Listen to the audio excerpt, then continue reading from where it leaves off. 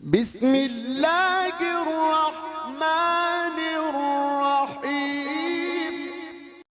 امام شافعی رحمۃ اللہ علیہ کے زمانے میں ایک بادشاہ کا اپنی بیوی سے جھگڑا ہو گیا، تو وہ بھی ملکہ تھی، کسی بادشاہ کی بیٹی تھی، شہزادی تھی، اس نے بھی سخت جملہ کہا، کہنے لگی چل دور ہٹ جہنمی، معاذ اللہ۔ اب اس نے اپنے خامد کو جہنمی کہا تو وہ کہنے لگا اس کا خامد کہ اچھا تو مجھے جہنمی کہتی ہے، جا پھر اگر میں جنتی نہیں تو تجھے 3 طلاقیں۔ اب کیسے ثابت ہو کہ جنتی ہے کہ جہنمی ہے، کیسے پتہ چلے گا؟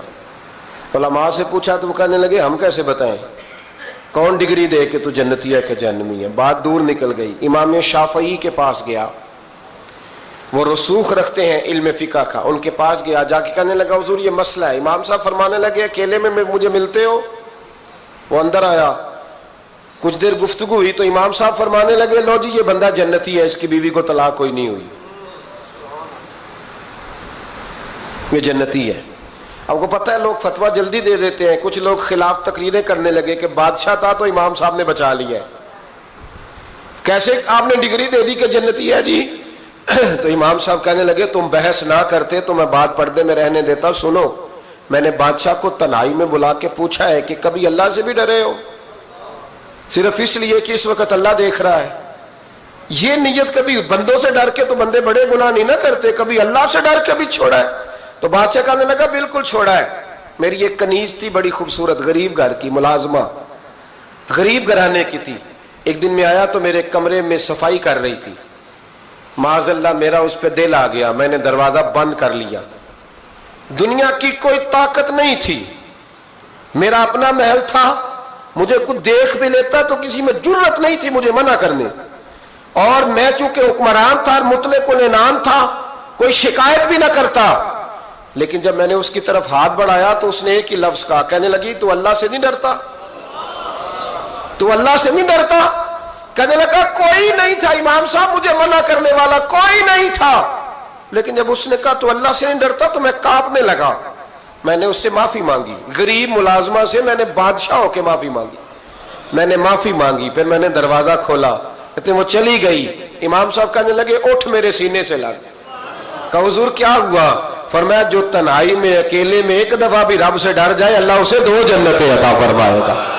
تو جنتی ہے اس لیے کہ تو یار کبھی تو ایسا ہو، کبھی تو ایسا ہو بھولا گاہک ہمارے قبضے میں آ گیا ہو، ہم اپنا پورا اس پر تسلط رکھتے ہو پر ہم اللہ سے ڈر جائیں۔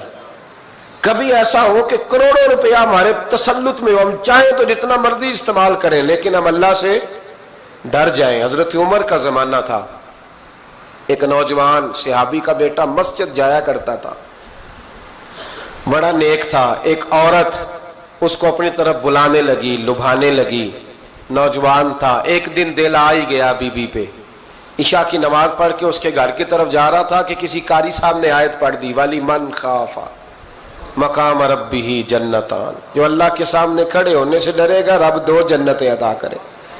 یہ آیت کیا سنی کہ نوجوان بے ہوش ہو کے گرا۔ کسی نے باپ کو خبر دی کہ تیرا بیٹا بے ہوش ہے، باپ گھر لائے، بالوں میں ہاتھ پھیرا، بیٹے کیا ہوا؟ اس نے آنکھیں کھول کے کہا ابا جی میں نے گناہ کیا نہیں، لیکن میرا قبضہ پورا ہو گیا تھا گناہ پہ، وہ بالکل راضی تھی، میں چاہتا تو میں گناہ کر لیتا لیکن میں اللہ سے ڈر گیا، کیا واقعی رب مجھے 2 جنتیں دے گا؟ تو باپ نے ماتھا چوما، کا بیٹا اللہ کے وعدے بڑے ہی سچے ہیں، بڑے سچے ہیں، تو یہ تصور کر کے اللہ مجھے دیکھ رہا ہے، پھر ڈر جا، واقعی 2 جنتیں دے گا۔ اس نوجوان نے چیخ ماری اور روح ہی پرواز کر دی۔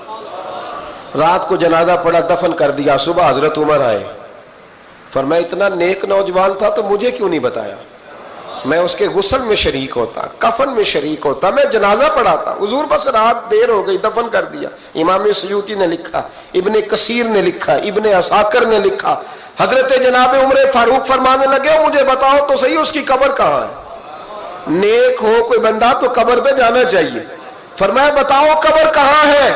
حضرت عمر کو قبر پہ لے گئے تو سیدنا فاروق اعظم قبر پر کھڑے ہو کے فرمانے لگے نوجوان مجھے امید ہے اللہ نے تجھے 2 جنتیں دی ہوں گی۔ حضرت عمر کہتے ہیں مجھے اللہ کی قسم قبر کے اندر سے بول پڑا कामिल पीरोना दे बाहू कबर जिना दी जीवे। कबर के अंदर से बोल पड़ा, कहने लगा उमर उम्मीद वाली बात नहीं, मेरे रब के वादे बड़े सच्चे हैं, उसने वाकई मुझे 2 जन्नतें अता फरमाई, उसने वाकई 2 जन्नतें दी हैं। कभी कोई काम तो ऐसा हो जो सिर्फ अल्लाह से डर के छोड़ा जाए, होना चाहिए कि नहीं होना चाहिए?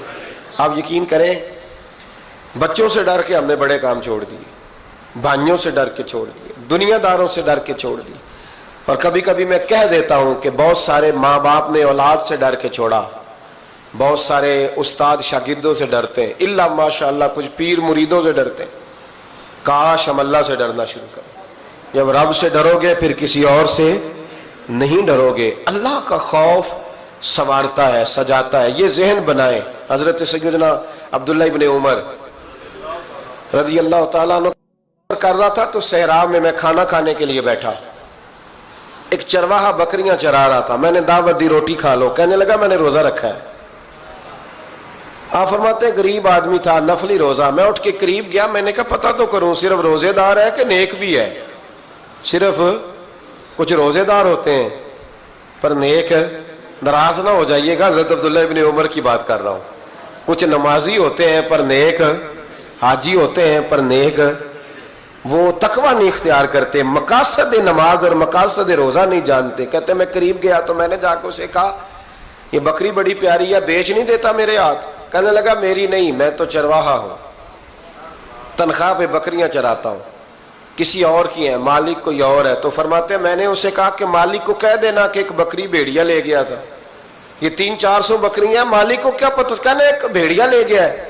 तो कहते हैं उसने दाढ़ी झाड़ी तो गर्द उड़ी, गरीब आदमी मिट्टी में लिथड़ा हुआ, लेकिन उसकी आंखों में इतनी रोशनी।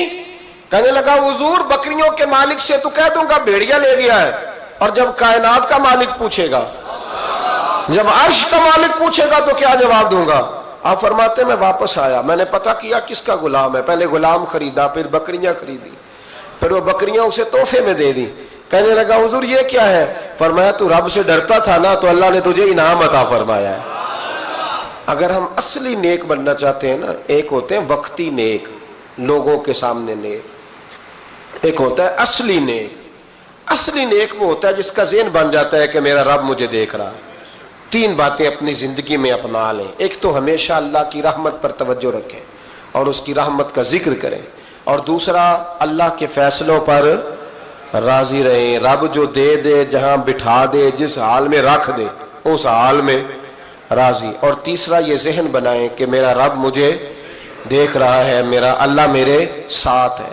ये तसव्वुरात जमाएं, फिर अल्लाह के करीब जाना आसान हो जाएगा, फिर उसका कुर्ब पाना आसान हो जाएगा।